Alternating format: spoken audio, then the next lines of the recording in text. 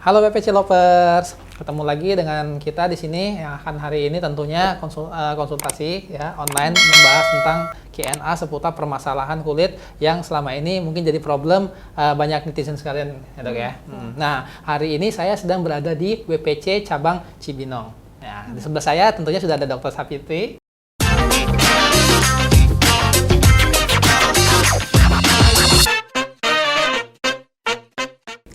Halo. Oke, untuk Dr. Savitri ini kalau boleh tahu nih dok, jadwal prakteknya di Wijaya Platinum cabang Cibinong ini hari apa saja dan jam berapa? Oke. Halo WPC Lovers, saya Dr. Savitri. Saya praktek di WPC cabang Cibinong City Center hari Rabu pukul 10 pagi sampai jam 6 malam. Oke, nah untuk kalian yang udah tahu jadwal konsultasi bersama Dr. Savitri di WPC cabang Cibinong, nah itu kalian bisa appointment nanti dengan Dr. Savitri, konsultasi berbagai permasalahan kulitmu, dan kalian bisa tanya ya tentunya dok ya, nanti konsul langsung atau DM dulu di IG Wijaya Platinum Cibinong tentunya, nanti bisa buat appointment ya dok ya, supaya untuk mengurangi penumpukan pasien ya dok ya, karena kita masih daerah COVID ya. Nah, untuk pandemi masih pandemi tentunya dok ya. Jadi tetap kita jaga social distancing, patuhin aturan dan tetap jaga keselamatan ya dok ya. Nah, di Wijaya ini sendiri kita menerapkan protokol COVID seperti apa nih dok di klinik? Di klinik, oke. Jadi semua pasien yang akan membeli krim atau mau konsul atau mau tindakan harus cuci tangan dulu ya di depan klinik di wastafel yang telah kita sediakan. Kemudian pasien wajib memakai masker selama di dalam, diharapkan tetap menjaga jarak selama antrian gitu. Jadi kemudian setelah cuci tangan masuk untuk dilayani dengan kasir di depan ya, kita juga ada akrilik untuk pembatas ya. Akriliknya itu ada di kasir di counter depan atau di ruang konsul. Jadi ada akrilik yang membatasi antara si pasien dengan kasir ataupun dengan dokter ketika lagi konsultasi atau ya betul. Kemudian sebelum melakukan tindakan atau konsultasi, sebelum masuk ke ruang perawatan, dicek suhunya dulu. Dicek suhunya dulu. Kemudian kalau misalnya pasiennya mau facial atau mau tindakan dokter, sebelum masuk ke ruang perawatan, alas kakinya dilepas dulu, Pak. Alas kaki dilepas di depan ruangan, kemudian barang-barang bawaannya dan si pasien itu sendiri disemprot dengan desinfektan, cairan desinfektan. Untuk mensterilkan ya barang yang dibawa dari pasien dari luar ya. Jadi buat kalian jangan kaget nih kalau misalnya barang-barang kalian harus disteril dulu ya. Karena itu untuk kenyamanan dan keamanan kita bersama ya dok ya. Nah sebelum melakukan tindakan atau konsultasi atau mau facial, sebaiknya membuat reservasi dulu. Tadi bisa menghubungi via WA ataupun via IG WPC Cibinong untuk reservasi ya dok ya. Supaya tidak terjadi tumpukan antrian di dalam klinik gitu. Kemudian kami para tenaga kesehatan, para dokter, terapis maupun dari OB dan kasir dan manajer semuanya sudah divaksin. Berarti ini sudah melakukan vaksin ya dok ya, untuk tahap pertama tentunya nih. Ada beberapa yang sudah tahap kedua, saya udah kedua. Ada yang udah tahap kedua. Jadi benar-benar Wijaya Platinum ini sudah mendukung program pemerintah ya dok ya, untuk tenaga medisnya itu melakukan vaksin. Dan ini pun untuk keselamatan pasien juga ya kan. Menjaga keselamatan pasien dan kita juga ya. Kita saling menjaga. Jadi buat kalian yang mau ke WPC cabang Cibinong, dari prosedurnya dok ya, dan tenaga medisnya dan dokter itu sudah sangat menjaga ya dok ya, dan protokol COVID sangat kita terapkan ya, disiplin tentunya. Jadi buat kalian aman banget untuk treatment di Wijaya Platinum cabang Cibinong ya dok ya. Jadi jangan takut juga untuk perawatan untuk datang ke sini. Lagi ada Dr. Savitri nanti yang bisa banyak berbagi konsultasi untuk permasalahan kulit kalian. Nah mungkin udah nggak sabar ya dok, apa sih pembahasan hari ini? Kita akan bahas tentang apa nih seputar kulit ya. Nah judul pembahasan tema kita ini hari ini adalah Selamat Tinggal Milea, tapi bukan Dilan. Jadi kalau berbicara milea nih dok ya, nah ini biasanya sesuatu yang ada di muka nih dok ya, ada di muka, entah itu dalam bentuk bintik-bintik kecil gitu dok ya, nah ataupun sentalasma ya dok ya, dan tanda lahir tentunya, yang mungkin kalian selama ini berpikir itu kayak udah takdir ya sebetulnya. Memang kebanyakan, ya itu udah dari sananya katanya kan, bahkan beberapa orang bilang kata orang tua tuh itu udah kayak semacam apa namanya ya ciri kamu ketika kamu lahir kamu bawa itu sampai mati kamu juga bawa itu gitu. Oke. Nah, karena kita akan bahas itu apa benar Kak sih sebenarnya milea, sentalasma dan tanda lahir itu sebenarnya tuh ada efek sampingnya atau ada buruknya nggak sih sebenarnya atau sebenarnya aman didiamkan saja atau mungkin bisa dihilangkan gitu buat kalian yang mungkin ingin tampilan lebih estetik ya Dok ya. Nah, kita akan bahas ini hari ini bersama Dr. Sapitri tentunya. Oke. Nah, sebelum masuk ke pembahasan, sebenarnya sih kita harus tahu dulu dong, sebenarnya milea itu apa, itu sentalasma itu apa, dan yang disebut tanda lahir itu apa gitu Dok. Oke, jadi milea adalah suatu tonjolan ya, tonjolan kecil yang mengandung sumbatan sebum. Biasanya warnanya putih, kemudian ditemui biasanya di area wajah, di bawah mata, kemudian di pipi atau di hidung biasanya.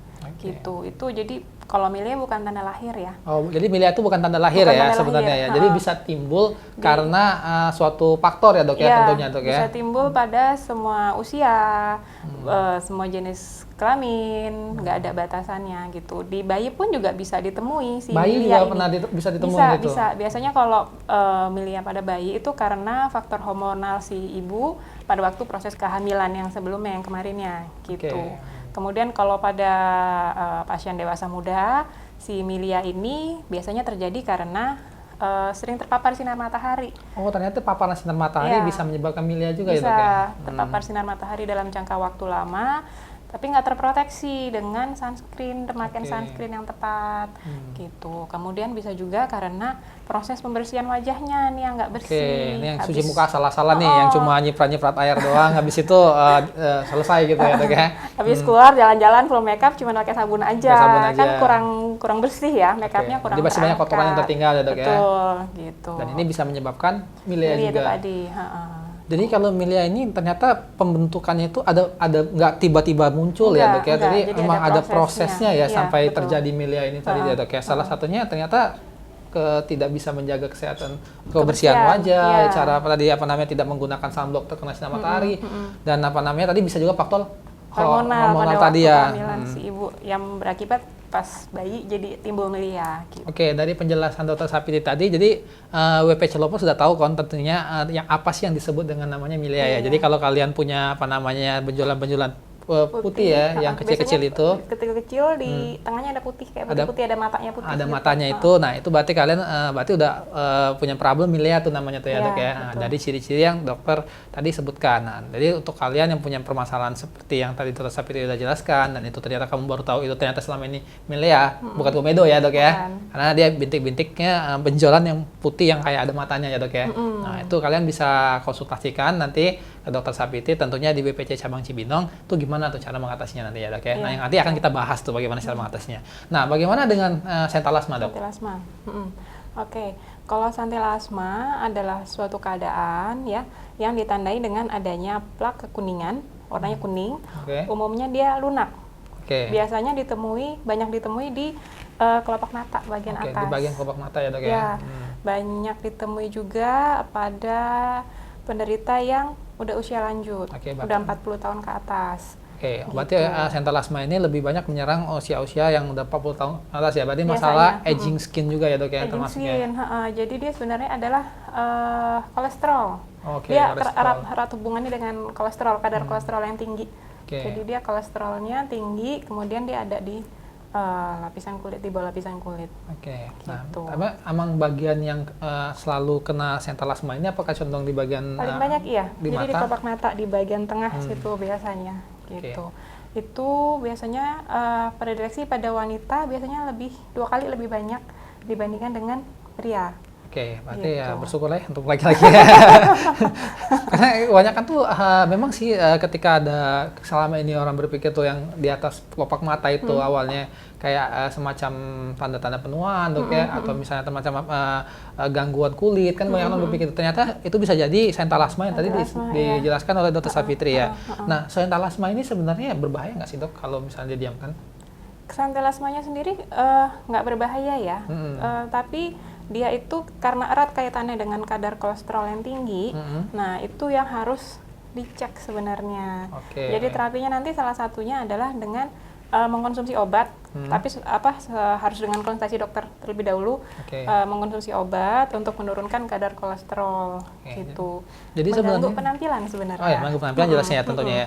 Jadi sebenarnya itu udah sinyal juga ya dari kulit ya, memberitahukan bahwa kondisi tubuh kamu pada saat itu pasti bermasalah dengan lemak. Makanya dia timbul sentalasma di kelopak mata tadi ya dok ya.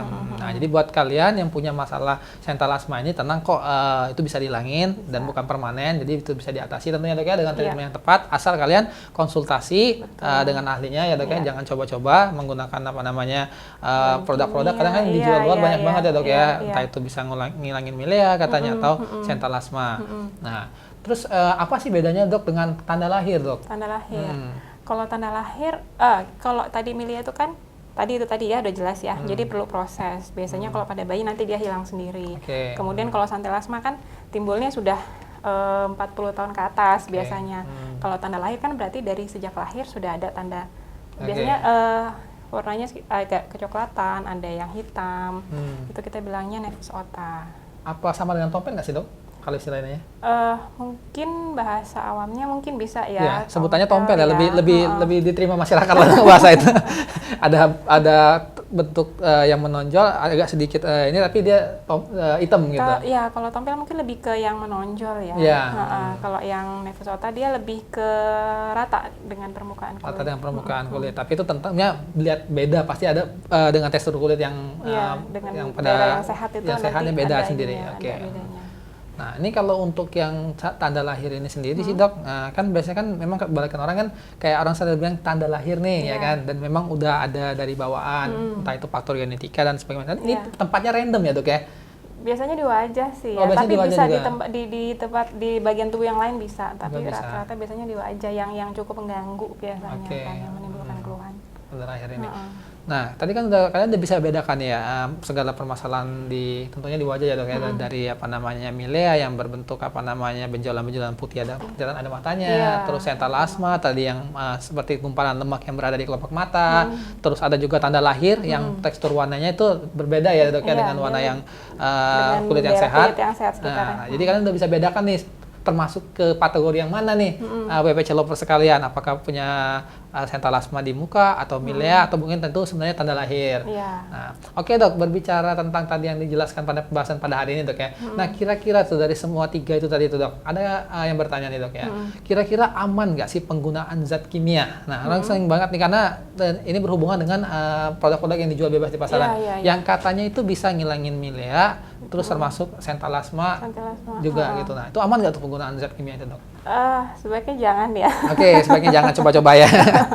Jangan terlalu banyak inovasi. Oke, itu jadi kalian jangan kemakan iklan juga. Jadi nggak recommended ya dok ya penggunaan itu. Karena ada banget yang sampai bikin apa namanya alter biponya itu kayak overclaim dok. Iya betul. Dimana mileanya itu sampai begitu dioles beberapa kali kayak rontok hilang gitu kan. Nanti yang ada kalau misalnya terlalu kalau dengan menggunakan cairan kimia yang tanpa pengawasan dokter, nanti daerah yang sehat di sekitar si milianya atau tadi ada misalnya ada keratosis atau kayak kutil, itu jadi mengiritasi malah. Mengiritasi daerah kulit yang sehat di sekitar lesi itu tadi, atau malah yang paling buruk memperberat keluhan. Gitu. Jadi bukannya makin sembuh tapi makin parah bisa makin ya parah, kondisinya betul. ya. Jadi karena kalau untuk zat kimia itu karena takarannya nggak diberitahukan, penggunaannya juga dengan tidak tepat, tidak pengawasan dengan apa namanya dokter juga dan ahlinya, akhirnya bisa menyebabkan kerusakan yang lebih fatal ya dok ya. Jadi jangan coba-coba, apalagi ke muka sendiri. Nah, kalau tadi kan juga berbicara tentang tanda lahir nih dok ya. Dengan tanda lahir ini kan sering kali kan dianggap orang tadi kan nggak bisa hilang kan dok ya. Karena paradigmanya adalah udah jadi ibaratnya itu sebagai trademarknya dia lah ibaratnya kan, namanya juga tanda lahir ya kan, kayak stempel lah ibaratnya itu kayak. Nah, sebenarnya buat kamu yang kira-kira terganggu ya dengan tanda lahir yang mungkin tempatnya tidak tepat, apalagi di wajah ya dok ya. Nah, itu kan seperti kebanyakan wanita kan pinginnya kan memiliki wajah yang sangat mulus ya kan, tidak ada noda tentunya kan. Nah, itu sebenarnya bisa nggak sih dihilangin sih dok? Bisa, untuk tanda lahir seperti nevus otta tadi, itu nanti bisa di laser. Lasernya itu namanya laser pigment atau laser NdX ya. Jadi nanti si lasernya ini tujuannya adalah untuk memecah pigmen atau melanin supaya dia menjadi pecahan yang lebih kecil-kecil. Yang jadi tadinya mungkin agak sedikit iya, yang gede, kayak segini terkonsentrasi di misalnya, satu tempat, betul, ya. nanti ditembak dengan sinar laser dengan panjang gelombang tertentu, diharapkan nanti si melanin yang besar tadi ini jadi pecahan yang lebih kecil-kecil supaya tubuh si pasien dapat lebih mudah untuk menyerap. Gitu. Jadi tujuannya ibaratnya kalau udah dipecah lebih kecil kan lebih mudah ya dok ya untuk menguraikan lah bahasa ininya dok ya. Nah kira-kira untuk penghilangan tanda lahir ini tadi dok ya, apakah itu punya efek samping kah dan kira-kira berapa lama tuh fase penyembuhannya dan bisa nggak sih hilang secara permanen? Kalau hilang permanen relatif ya, tergantung. Tetap perlu diperlukan beberapa sesi untuk didapatkan hasil yang optimal. Gitu. Jadi dari satu sesi ke sesi yang berikutnya itu jedanya kurang lebih sekitar 4 minggu. 4 minggu. Untuk downtime-nya biasanya kurang lebih sekitar 5-7 hari. 5-7 hari. Iya. Dan kalian juga harus pamitan dulu ya sama keluarga ya, sama nanti suami ya. Berangkat masih ada, pulang udah nggak ada. Pulang udah nggak ada ya kan. Jadi dibilang kamu kok bener sih istri saya, anak saya nih katanya. Kok tanda lahirnya bisa hilang gitu ya kan. Nah sebenarnya itu aman sekali ya tentunya kalau dikerjakan dengan profesional, dengan alat yang memang alat yang memang sesuai dengan fungsinya. Dan kalau misalnya udah hilang dok ya, misalnya udah hilang pun maintenance kedepannya akan lebih gampang ya dok ya tentunya. Nah tadi kan kalau tanda lahir itu bisa menggunakan laser dok ya. Nah bagaimana seperti kutil nih dok? Nah kan ada yang namanya kutil nih, biasanya ganggu banget ya kalau kutil.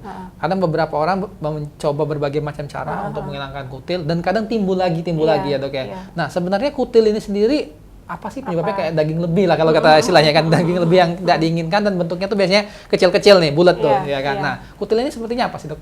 Kutil itu atau kita bilangnya keratosis seboroik ya. Dia adalah tonjolan pada kulit. Biasanya ditemui di wajah, paling banyak di leher. Paling banyak di leher, tapi di wajah pun juga ada. Faktor penyebabnya, pencetusnya salah satunya genetik biasanya. Berarti faktor keturunan itu tetap berpengaruh besar ya? Ada.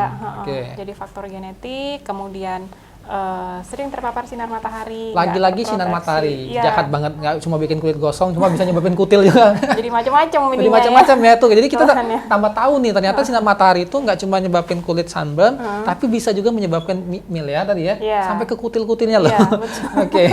Nah, WPC Loper sudah tahu kan ternyata kutil itu tadi setelah dijelaskan oleh Dr. Savitri ternyata memang ada faktor genetik ya keturunan, tapi juga ada juga ternyata karena seperti paparan sinar matahari ada kayak kurangnya perlindungan terhadap sinar matahari, tidak menggunakan sunblock bisa menyebabkan terjadinya kutil. Nah, kira-kira bro kan kebanyakan orang nih kalau kutil ini kan pernah iseng-iseng lah ya dok ya, entah itu melakukan tadi penggunaan zat kimia atau digunting-gunting gitu, dikopek-kopek. Itu kan kutilnya kan nggak ngilang-ngilang tuh dok. Mungkin untuk sesaat ya hilang. Pakai gunting kuku kan biasanya kan bisa dikopek-kopek tuh ya dok ya.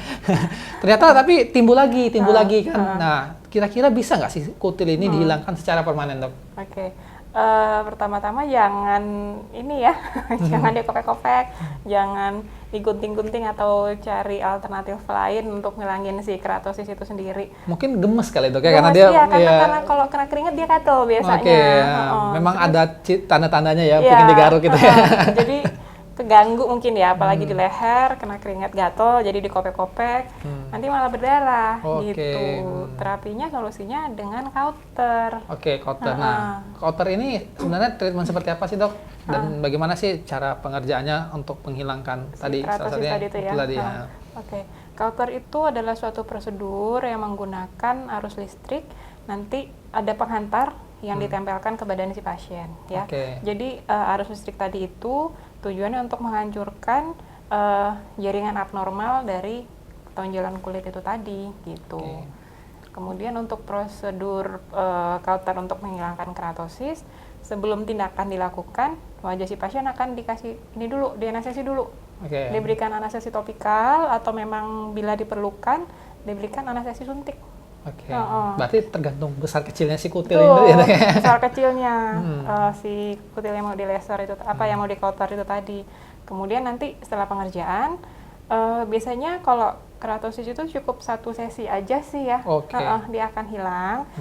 Di bekas yang setelah dilakukan tindakan kauter itu tadi, dia nggak akan timbul lagi. Oke. tapi bisa timbul di tempat yang lain. Waduh. Gitu.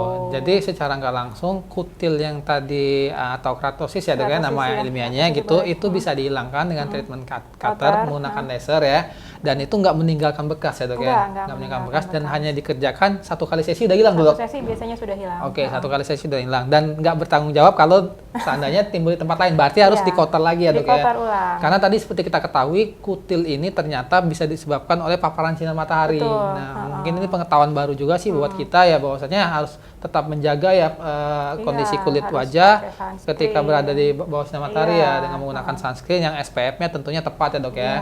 Karena tadi dengan berbagai macam cara yang coba-coba atau cara-cara yang tadi menggunakan kimia itu sangat berisiko sekali ya, dok ya.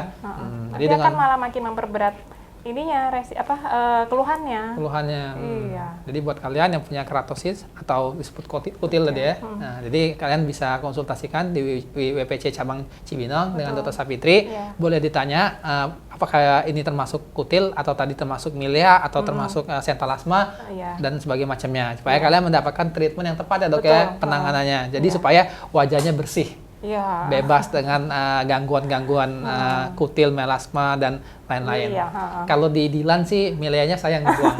Kalau ini mileanya harus Harus dimusnahkan. dibuang, ya. Supaya nggak ganggu penampilan. Biar gak ganggu penampilan ya kan. Nah, jadi buat kalian udah tahu banyak nih informasi nih tentang pembahasan hari ini. Jadi kita tunggu ya, dok ya, kedatangannya tentunya di Iya. WPC cabang Cabang Cibinong Cibinong. dengan Dr. Savitri di jam jadwal praktek yang tadi sudah disampaikan. Iya. Oke, ya mungkin terima kasih ya, dok, atas sesi hari ini udah Ya, berbagi informasi, sama-sama. udah banyak banget pengetahuan yang kita dapat tentang Mudah-mudahan permasalahan bermanfaat. kulit. Oke, nah, jadi jangan lupa nantikan live konsul kita di sesi selanjutnya di cabang yang berbeda dan tentunya dengan dokter-dokter yang berbeda pula dari WPC Platinum ya kan, Iya. dok ya. Nah, untuk kalian yang ingin tahu apa aja sih pembahasan yang WPC udah pernah bahas tentang permasalahan kulit, kalian bisa kunjungi di website YouTube di website kami di wijayaplatinum.com atau di channel YouTube kita di Wijaya Platinum Clinic. Iya. Oke, mungkin itu saja, dok ya. Iya, Sampai oke. ketemu lagi di kesempatan yang akan datang. Bye.